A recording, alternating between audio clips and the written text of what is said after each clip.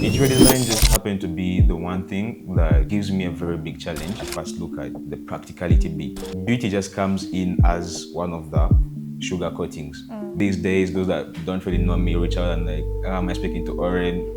I'm Edgar. I love Walnut so much. How do you think TikTok has changed the perception of different Ugandans on what interior design is? There's this cliche belief of interior design is something for white, because the first thing people fear is the cost. It's almost like everybody has their own mistake. I mean, what is a red light being in your ceiling, right? A two-story house can be very big and can be very small.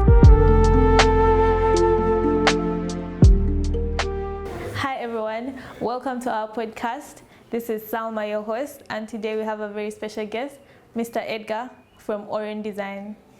Edgar, welcome. Thank you very much, Salma. Yes, Thanks for having me here. you're welcome.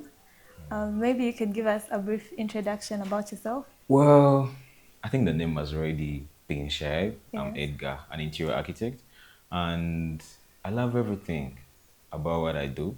So I'm basically just defined by interior design. Okay. And I believe that's what I'm here to talk about. Yes, that is it. So, how did you get into interior design, and how did you come up with the name AURREN Designs? Good question. Actually, how I got into interior design, naturally, I've been good with art, creative thinking and, like putting things down on paper. Yeah. So I've always looked for a way of making that a mark of what describes me and what defines me. And interior design just happened to be the one thing that gives me a very big challenge, and it always requires you to keep thinking of what looks good and what speaks of art. Yeah. So the challenge never really gets done. So that is pretty much how I got into interior design and how I come up with the name AURREN. Initially, we were called Interior Creations, right? Yes. But then I have a bigger dream to where I'm trying to get. And it's surprising how people actually think AURREN is my name. These days, those that don't really know me reach out and like, am I speaking to AURREN? I'm Edgar. So AURREN is basically a rebirth of Interior Creations. It's a new name that we came up with that means a rebirth for a better experience. And that is exactly what we plan to give our kind of clients.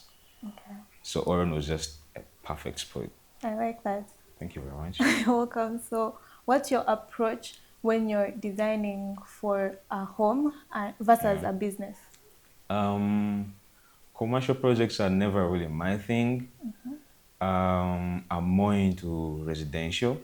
So I think I will answer on the residential part because commercial really, it usually requires a lot of approvals, meetings and whatnot. Yes. So when it comes to the residential, the first approach is usually site visit. Now this is basically where I get to see the space I'm working with and then who I'm working with or for, which is my client, Yes. what they want, what they don't want, what they're trying to venture into. So once I have all those information, that is the point now where I have everything that I need to draft the design that I know you will fall in love with. And once you approve it, boom, that's where we start the execution stage, which is the quotations and then execution. Okay. How would you describe your design style, and do you think you have like a signature? Like if someone sees this space, they'll be like, this must have been like done by AURREN Design. Now, the reality is I usually try to create something new. So the signature effect is usually in the small details. For example, in the shower, I like creating shower niches. Within living rooms, my lighting is usually calm. So if you definitely see something that is so noisy on the ceiling, that's not me. That's not true. So it's usually in the small details. But when it comes to the specific design style, I'm much more a fan of earthy designs and mid-century, the Scandinavian. That's my kind of design style that I really resonate with. But of course, if somebody prefers like modern, Yeah, you can also deliver. I'll kill that one. Okay. Yeah, So, personally, I got to know about you from TikTok. yeah. And what role do you think TikTok has played in like building your brand or like connecting you with clients? I feel like TikTok is more of a common ground for everybody that is trying to put their art out there, their craft out there, and you will be surprised of the magic that TikTok actually does for very many businesses. So it's just from the marketing and the content that we create to basically educate the audience about design and then share the works that we do. It's through that I got to have that exposure and people get to know me for what I do. So TikTok is basically the platform that put me out to the world. Yes. So it is my one stage that where people go to know who I am and what exactly that I do. So in simple words, TikTok has been everything for my business and brand. Okay. Yeah. Recently, I'd started posting some videos about tips in interior design, what people should do, what they should do away with. All right. So does that translate into your projects, or is it like just advising people on their projects? Absolutely, absolutely. I like doing what I say because it doesn't make sense if you say do this, and then at the end of the day you're doing something else, right? Yeah. So I always try to reflect what I say into what I do, or first do it, and then share with people. What you've done already. Exactly. Okay. Based on your online presence, I feel like you'd be the best person to ask. How do you think TikTok has changed the perception of different Ugandans on what interior design is?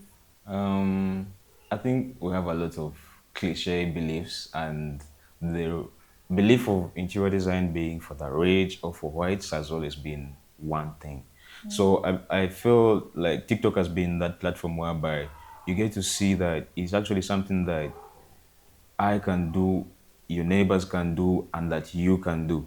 So if you get to see people design their homes to make it practical, Yeah. and then adding to the practicality, there is beauty to it, you will definitely get to realize that this is something that I can actually also do, Yes. and not just believing in the fact that it's something for the rich. So TikTok has been that bridging platform Yeah. for people that have that kind of cliche with the reality that they can actually have interior design and live a practical life within a practical space with some beauty to it. Who wouldn't want that? Yeah, everyone would want that. Absolutely.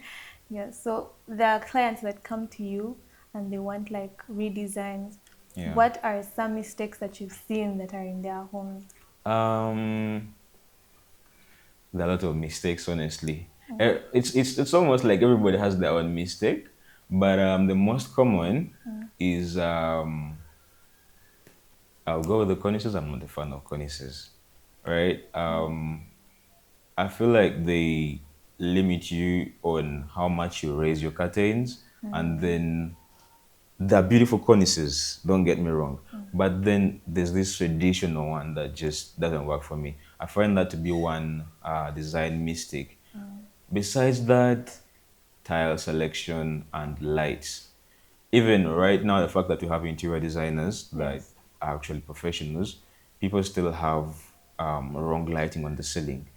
You find either too much light or wrong positioning or wrong color temperature or even the color itself. I Yeah. mean, what is a red light doing in your ceiling, Not right? even, yeah. So those are the mistakes that just eat me up. Okay. Yeah. Then what are some of the major problems you face as an interior designer in Kampala? Um, One major problem is working with a client that is, clients that continuously keep revising designs. Like they see To, something new, now yeah, they also want that in their today this is design. what they want. They find something new, they want something else. So it kind of makes it hard for me to do my work. So the other thing that I actually find as a challenge is sourcing of materials, because if you want to create something that is unique, that doesn't look like every other interior, you have to use things that are unique, Yes. but of which they're not so open to our market and very present for usage. So those are pretty much some of the challenges that I've faced as an interior designer. Okay. Then what advice would you give to another interior designer that also wants to build their social media presence? Um, I'll just say the same thing to anybody that I would have to answer this question to. Just start. Just start. Um, I'll always use this as an example. You never learn how to drive a car when it's parked and you're outside it. Get into it, turn it on, and try to figure it out. So, if you're trying to put yourself and your craft outside there as an interior designer, just start. You don't have to know everything. Just start with what you have. And if I wanted to figure out everything before starting, I don't think I would be where I am right now. I just had to start. No perfect camera, no perfect microphone. If you look at my first content, you're going to realize that this wasn't it. But is it still the same though? No, it's not. So just start. You'll figure out everything on the go. Okay. Then finally, you can maybe walk us through your design process from like initial conception to installation. It is simple. First thing is appointing a site visit, like I shared earlier on. We meet you, we get to know who we're working for, what the person we're working for actually wants and doesn't want. And then once we have those details, of course, the nitty gritty, the measurements and layouts. So once we have all those in our notes, that is the point where we'll sit down and then draft your designs based on the brief you shared with us during the site visit, right? And then we draft the design and then present it to you directly. So once you approve this design and you say, oh, I love this kitchen, I love the living room, I love the bathrooms, I think we can move forward. Then that's the point where we quote for the project. Okay. And once you approve, of course, the quotations, then we simply make arrangements to start the execution as soon as possible. It's as easy as that. What do you think is like the normal timeline for, let's say, if someone has like a two-storied house, Yeah. what do you think is the timeline for that project to get done? Um, that is a very good question. But the reality is, there's never really a straight answer. I could give you a timeline, and by the time we get to the reality, it's not it. So it basically just depends on what is the design style that you want. Okay. How big is the two storage house, because it could be a mansion that is just two storage. And are the materials and finishes we're planning to use readily available on the market? So if the materials and furniture and whatnot are readily available, of course, the timeline comes slow. It comes very, very, very, very much faster and Yes. lower, right? Yes. So the best that I'll be able to give you within that question will be an estimate of the time. But of course, I will have to first see the size of your project. A two-story house can be very big and can be very small. It just depends, tailor the timeline according to your project and its needs. So how do you balance style, function, and budget? Um, Function. Uh, I view functionality as in a way that how practical is one, the layout, and then how practical are the things that you're going to use in, for example, the materials. How long is it going to last? How resistible is it going to be? And then, of course, lastly, how do the two work together? So before I conclude on the design, I first look at the practicality bit. Beauty just comes in as one of the sugar coatings. But if it is not practical, I first let it be until I figure out a way of making it practical. Then when it comes to the budget part, the reality is I'll always first give you the most expensive, because that is I'm not going to first give you the cheapest, then you're like make it more expensive. Nobody's going to do that. Exactly. Yeah. Of course, everybody wants you to first give them the real number, and then they say, this is Too costly. much. Yeah. What other alternative is there? So I come up with an alternative that now fits the budget that you're willing to invest into this design. And then using the budget at hand, we put practicality together with the beauty, and that's how we come up with a perfect project. Okay. So now for our rapid fire session. Just for questions. Quick answer. I'm open. Okay, so minimalism or expressive design? I think I'll go with expressive design because minimalism, yes, people love it, it looks good, but I've tried minimalism before and living in it, I felt like I was living in somebody's house. It didn't really express who I am. Yeah. I thought I was a minimalist, but I think I just love some, concepts about minimalism. So I'll go with expressive design, something that you really look at every day and you really feel like, yeah, this is my mark. This My describes space. me. Yeah. Okay. One trend you love and one you'd retire. One trend that I love and one that I'll retire. I love the trend of mixing materials, stone with wood, fabric with wood, Yeah. and one that I'll retire. Let me see. I think it's using. I think it's using marble, which is the statuary marble, the one of black and white. I hate like it's been Yeah. over exhausted, and I really just want to retire. Yeah. Okay, that's valid. Then your favorite design material right now? Favorite design material. Can I mention more than one? Okay, you can give us top three. The first one is marble steel, but not our usual marble. Quote me right. Yes. Calacata viola. Second favorite is walnut. I love walnut so much. I don't think there's any type of wood that I would choose apart from walnut. Okay. It's just so timeless. And then I'm a fan of travertine for exterior finishes. And lastly, I think I'm a very, very, very big fan of bronze, especially on door handles. Yeah. Okay. Then finally, a quick tip for someone redecorating a room on a budget. Quick tip. Yes. Good question. The first tip is first do your research. Find out what kind of design you actually like and love, and that you're very okay with seeing every working day of your life.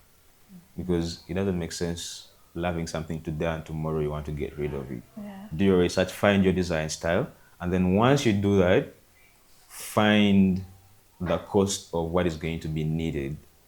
Because today you might try to do this very fast on a budget, but what if tomorrow you wake up and you check your account and it's really shocking? You have numbers.